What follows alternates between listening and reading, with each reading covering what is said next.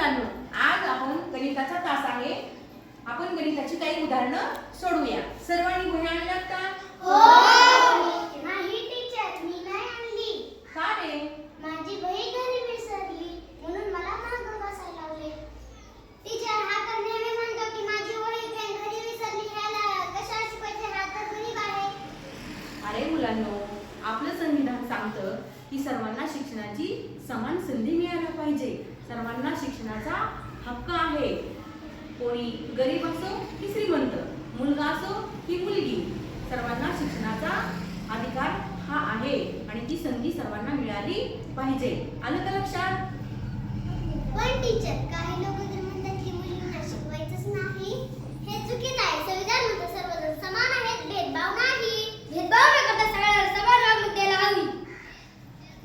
आम्ही सर्व समान आहोत, समता हा हक्क आहे.